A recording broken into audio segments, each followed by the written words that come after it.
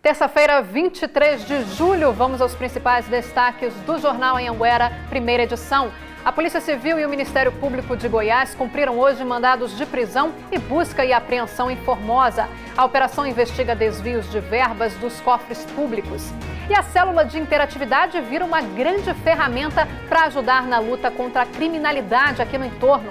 Você vai ver também a história de um motociclista que sofreu um ferimento grave por causa da linha com cerol em Valparaíso. Ainda falando nos riscos do cerol, o tenente Gabriel Lins, do Corpo de Bombeiros, vai estar ao vivo com a gente aqui no estúdio para nos dar dicas de como nos cuidar desse perigo. Vamos saber também como fica o tempo aqui em Lusiânia e em outras cidades do entorno. Você pode participar das nossas edições mandando suas fotos, vídeos e sugestões de reportagem para o nosso WhatsApp 984424000. O Jornal Anhanguera, primeira edição, está começando.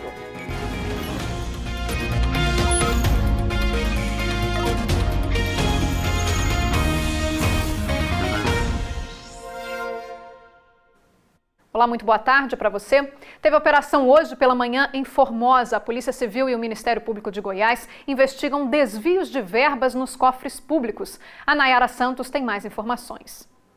A investigação começou há 40 dias. Os investigados são suspeitos de desviar cerca de 12 milhões de reais dos cofres públicos de Formosa entre os anos de 2012 a 2016. Segundo o Ministério Público, desse valor, 9 milhões foram desviados de investimentos dos chamados fundos podres e também do Fundo Previdenciário. E 3 milhões de reais de compras realizadas sem licitações. Foram cumpridos 4 mandados de busca e apreensões na casa de 3 ex-secretários e também na casa da ex-gestora do Fundo Previdenciário.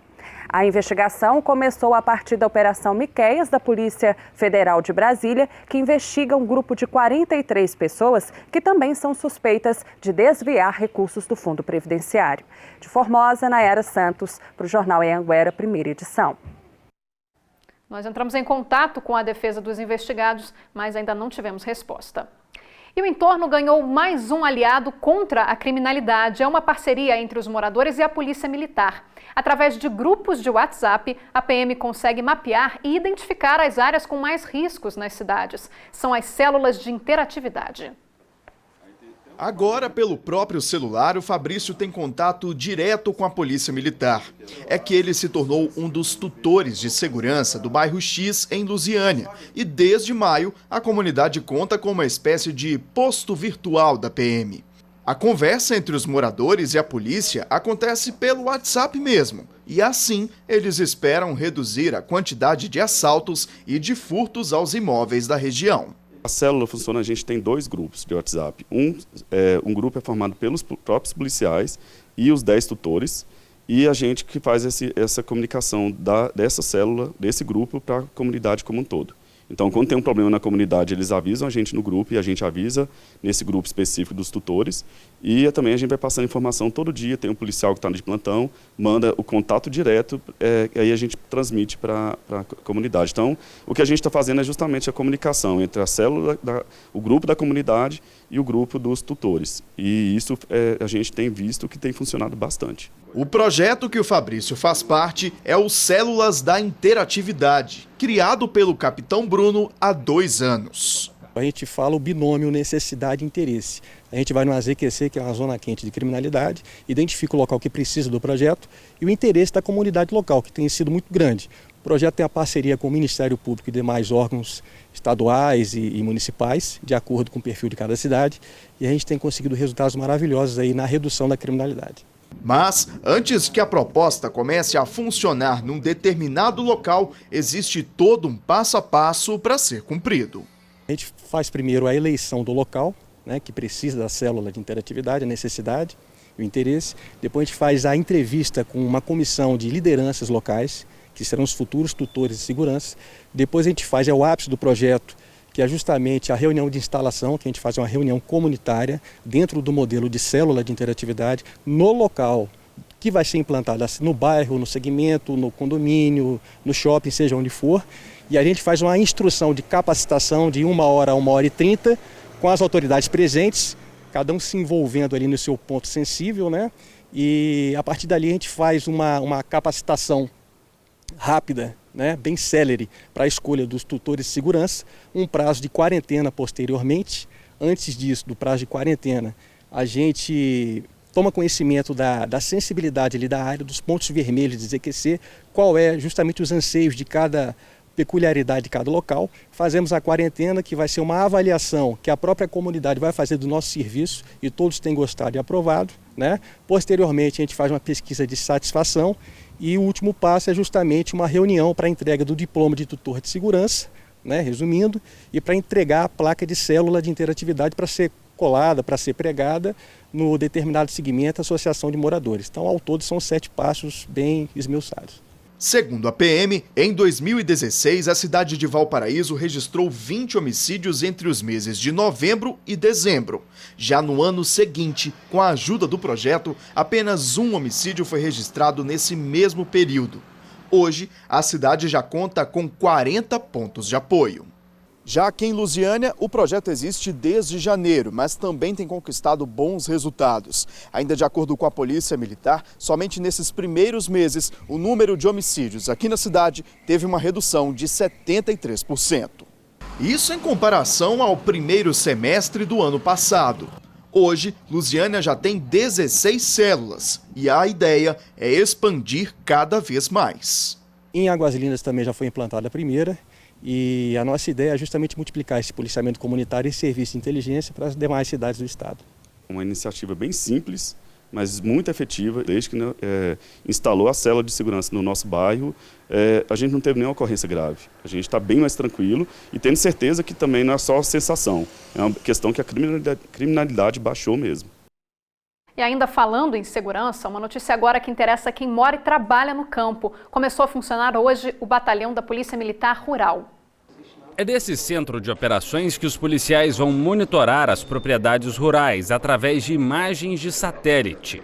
Informações como a quantidade de cabeças de gado, de maquinário e ferramentas, além do número de entradas e saídas das fazendas, vão ficar disponíveis num banco de dados. E no momento em que o centro recebe a informação, nós sabemos quais são as patrulhas que estão na proximidade e quais são as saídas que tem aquela propriedade rural para que haja o cerco e aí sim um combate eficiente a essas quadrilhas. Cada viatura tem um laptop, tem um tablet, tem um drone, né, e tem também um telefone celular que será disponibilizado para todos os produtores da região onde ela atua. Em Goiânia, o motoboy baleado durante uma troca de tiros entre um PM e um agente prisional disse que não morreu por muito pouco. Ele prestou depoimento à polícia ontem. Nixon de Oliveira chegou à delegacia com curativos no ombro. O depoimento dele durou 1 hora. Na última terça-feira, 16 de julho, o motoboy foi baleado numa rua do Parque Amazônia, no momento em que um PM e um agente prisional trocavam tiros. A bala entrou pelas costas, saiu no ombro esquerdo e furou o retrovisor da moto. Agora eu tenho 2 datas de aniversário, porque por 3 dedos não pegava numa veia do coração. Foi o que me falaram lá no hospital. A confusão teria começado porque o PM desconfiou desta caminhonete que estava sem a placa da frente e com a placa de trás dobrada, segundo as investigações. Imagens de uma câmera de segurança mostram a caminhonete que era dirigida pelo agente Douglas Tavares, já parada na rua. O carro em que o policial militar Sebastião Martins está passa pela caminhonete. O PM caminha até o veículo onde está Douglas. Na sequência, começa a troca de tiros. Foi nesse momento que Nixon foi baleado e o agente prisional também. Nixon, que é motoboy há 13 anos, tinha ido naquela rua levar uma passageira. Disse que foi vítima de pessoas despreparadas. Dos dois lados, falta de preparo. Porque hoje aconteceu comigo, hoje eu estou aqui falando com vocês, mas poderia não estar mais. O que ia acontecer? Minha família, meus amigos, e eu estava trabalhando. E eu estava de folga. As armas do policial militar e do agente prisional foram apreendidas e encaminhadas para a perícia. Aqui nessa delegacia que investiga o caso, existem 2 versões para essa história. O policial militar contou que pensava que estivesse sendo seguido pela caminhonete preta. Já o agente prisional imaginava que era o PM que estivesse seguindo ele.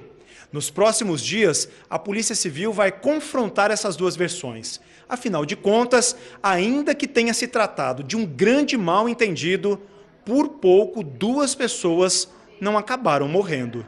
A Diretoria-Geral de Administração Penitenciária e também a Polícia Militar disseram que o caso ainda está sendo apurado. Para o Nixon, restou o medo. Hoje eu não confio mais de sair de casa para trabalhar e eu não sei se eu vou voltar vivo, não sei, por causa do despreparo de outros, você entendeu?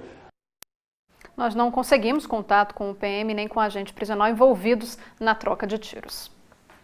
E a seguir a gente fala dos riscos de soltar pipa com cerol. Em Valparaíso, um motociclista se feriu depois de ser atingido por uma linha. Aqui no estúdio, o Tenente Lins do Corpo de Bombeiros vai explicar o que fazer para evitar esse tipo de acidente. E a gente fala ainda de um problema que está pelas ruas de todo o entorno, a altura dos fios em postes, que muitas vezes não respeita o limite mínimo. Não saia daí, nós voltamos logo depois dos comerciais. Em risco a vida de muita gente. Ciclistas, pedestres e motociclistas precisam mudar a rotina, principalmente nessa época de férias escolares. Isso porque muitos ainda brincam em lugares inadequados e ainda usam linhas cortantes e com cerol. O Raimundo passou por uma situação esta semana que ele não gosta nem de lembrar. Ele estava de moto, voltando da academia perto de casa, quando foi atingido por uma linha de pipa com cerol. A linha enrolou primeiro no retrovisor e depois foi parar na perna dele. Na hora ele estava de bermuda e o corte foi profundo. Ele chegou em casa sangrando. De repente, quando a linha bateu no retrovisor da moto que desceu, já foi atingindo a minha perna, né? Então eu já fiquei muito nervoso e vendo aquilo ruim de sangue. Aí eu tirei a linha da perna e vim em casa e né, amarrei um pano e fui para o hospital, o CAIS. O médico falou mesmo, se fosse no meu pescoço, eu não tinha sobrevivido, não tinha, capaz de eu ter morrido, né? Foram 10 pontos na perna direita. A esquerda, por pouco, também não cortou. No dia, a moto dele estava sem antena corta-pipa, que protege o motociclista de acidentes como esse. Agora já vai repensar se vai colocar de novo? Com certeza. Hoje mesmo eu vou colocar, entendeu? Para poder amanhã já começar a trabalhar e andar, né? Porque é muito perigoso ser a anteninha, né? Nessa época de férias, o Raimundo sempre vê crianças soltando pipa pelo bairro. Eu peço para os pais, né, para ter cuidado, para pedir para os filhos não passar o cerol, né, porque é muito, né, sem cerol pode até saltar, né. E para continuar falando sobre esse assunto, eu recebo aqui no estúdio o Tenente Gabriel Lins, do Corpo de Bombeiros, que já está aqui comigo. Tenente, obrigada pela sua participação no Jornal Anhanguera. A gente viu aí esse caso que a gente mostrou do Raimundo, que foi lá em Valparaíso, né? Ele se machucou essa semana e acabou cortando ali a perna, sangrou muito. Isso porque ele não estava usando um equipamento que a gente já conhece, né? Que é aquela anteninha, né? De corta-fio, corta-linha, né?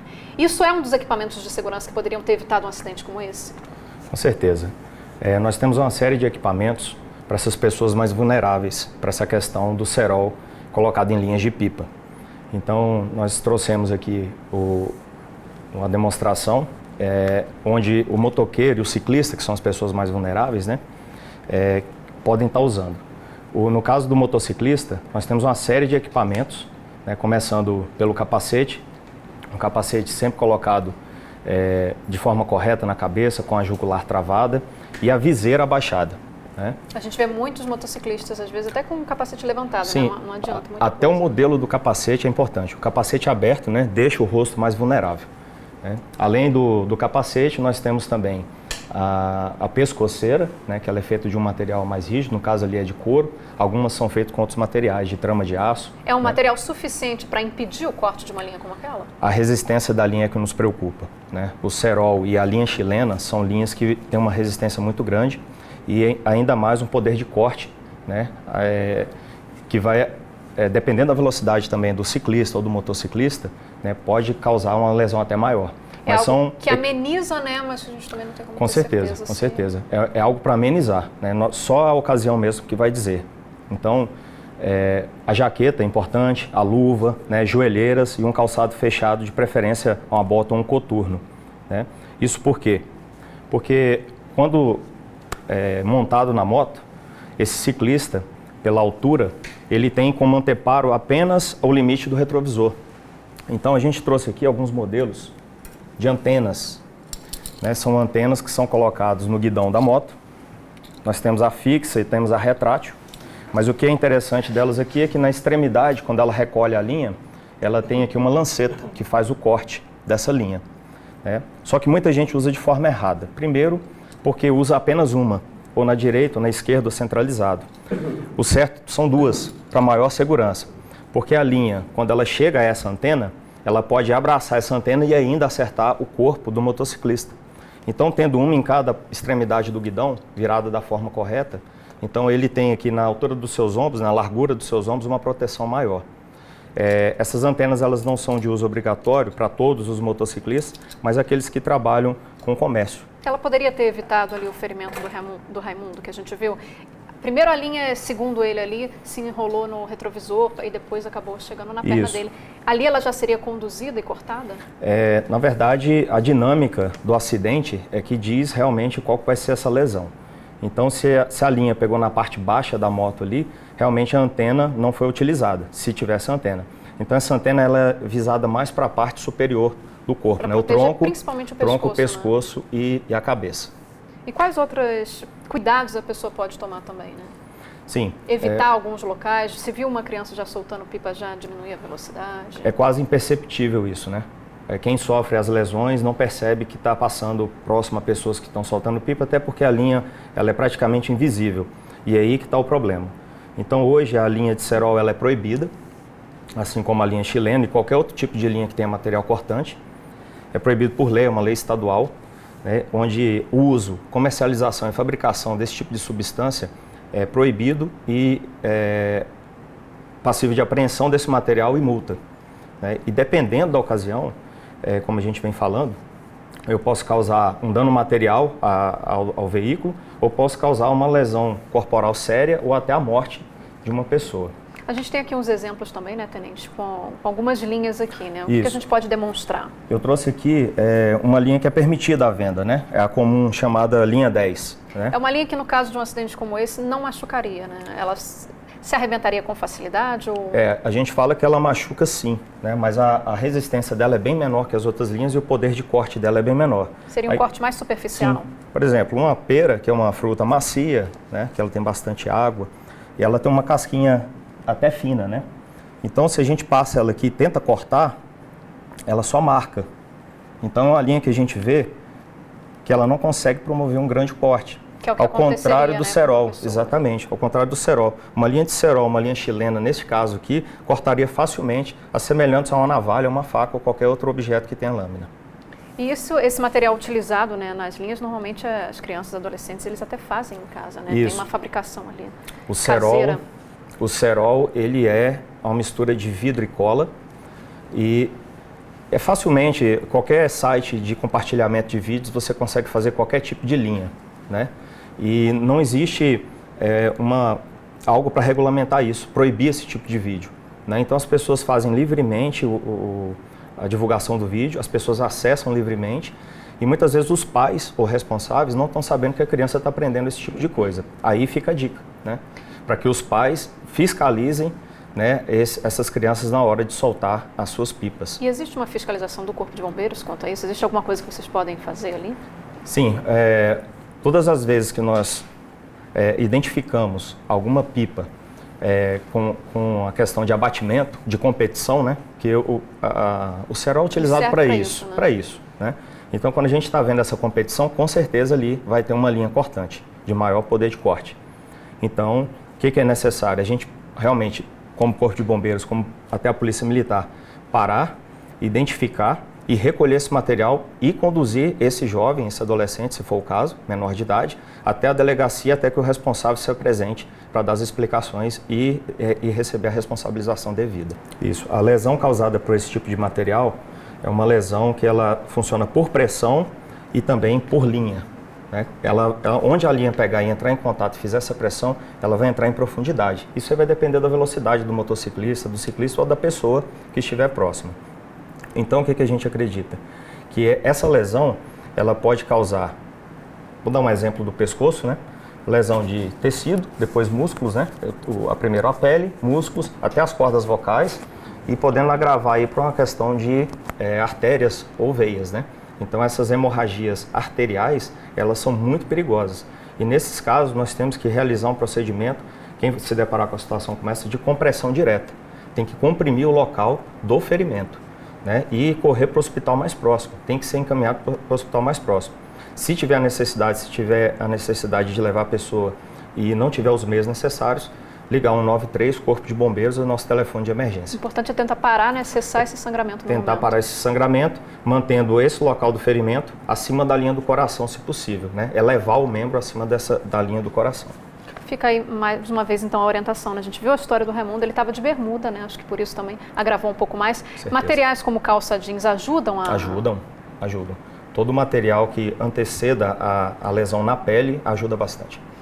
E, Tenente, mais uma coisa, a gente conseguiu aí poucos números de registros de pessoas se acidentadas com a linha Concerol, mas a gente vê muitos relatos. Isso se deve ao fato das pessoas não comunicarem isso oficialmente? Isso, como eu disse, esse tipo de lesão tem que ser transportado imediatamente para a unidade de saúde. Então, aguardar por socorro muitas vezes não é a melhor saída. Então, porque você corre quanto tempo? O extravasamento de sangue, a hemorragia, ela é muito grave, né? E o corpo, à medida que vai perdendo esse sangue, pode evoluir aí até para um óbito. E para vocês faz uma diferença a pessoa registrar de alguma forma esse acidente, para vocês terem esses números? Com certeza. Um parâmetro? Especificamente, nós trabalhamos no Corpo de Bombeiros com as nossas naturezas de ocorrência e nós temos uma natureza específica para o acidente com cerol, né? Que é chamada agressão por cerol. Então, se a população se envolver nesse tipo de lesão e quiser comunicar ao Corpo de Bombeiros o fato, é de grande valia para nós. E, Tenente, aqui na nossa região, né, no entorno aqui em Lusiânia, qual é o ambiente mais adequado para as crianças e os adolescentes soltarem pipa sem estar colocando a vida de alguém em risco? Isso, muito importante essa pergunta, porque as pessoas, no caso de Lusiânia, gostam de utilizar o aeroclube, porque é um campo aberto. Na verdade, é um local muito perigoso para quem está no ar, né? Então, é comum, é cultural isso, só que a fiscalização do aeroclube muitas vezes não permite, né? Tá toda hora lá em campo proibindo as pessoas de entrarem. É um local de fácil acesso. Ou seja, é um local aberto que as crianças às vezes acham que estão num local seguro e pode estar colocando em risco também, né? Isso. Nós do Corpo de Bombeiros, nós recomendamos que o local seja aberto, longe de fios e antenas principalmente, que antenas também dão choque, né? Recomendamos também que a criança ou a pessoa que estiver soltando olhe por onde está pisando, tanto andando para frente como para trás, que pode tropeçar, causar alguma lesão ou até mesmo cair dentro de algum buraco, né? E não tentar tirar pipas de fios, né, de árvores, né, que podem estar energizados. Porque ela está colocando em risco a vida dela mesma. Com certeza, com certeza. O que era para ser uma brincadeira, né, é crime e pode levar à morte tanto para quem solta como para quem sofre a lesão por linhas. Uma linha enrolada num fio de alta tensão pode, com certeza, certamente ferir. Certamente o risco de choque elétrico é muito grande. E nesse caso também o que pode ser feito?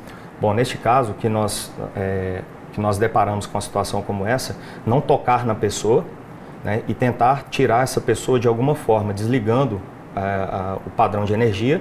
Se for o caso de postes, aí é uma situação um pouco mais complicada, né, mas é que a situação vai dizer, mas nunca tocar na pessoa. Tenente, para a gente finalizar, então, a gente está aqui com uma demonstração, né, com uma moto, com todo o equipamento de segurança, né? Vamos revisar, então, o que é necessário para estar andando com segurança? Perfeito. Como eu tinha dito, a questão da linha, ela ampara apenas aqui acima, abaixo do retrovisor, né? Então, passou desse limite, nós temos aqui a visualização de áreas do pescoço e o rosto. As linhas são tão cortantes, tem um poder tão grande de corte e resistência, que até mesmo a viseira, ela é cortada por esse tipo de material. Tem essa força, né? Tem essa força, né? Então, esses materiais como capacete fechado, viseira, essa pescoceira, jaqueta com mangas, luva, joelheira e botas, são esses materiais que vão estar à frente aí para dar essa proteção individual ao motociclista. E as duas antenas ali, uma de cada lado? Isso. Então, como a gente tinha dito, as pessoas costumam colocar no centro, na direita ou na esquerda. Então, o ideal é colocar nas duas extremidades que vão proteger essa área corporal do motociclista. Ok, Tenente, muito obrigada pelas suas informações, obrigada pela sua participação aqui mais uma vez no Nós que Jornal agradecemos. Anhanguera.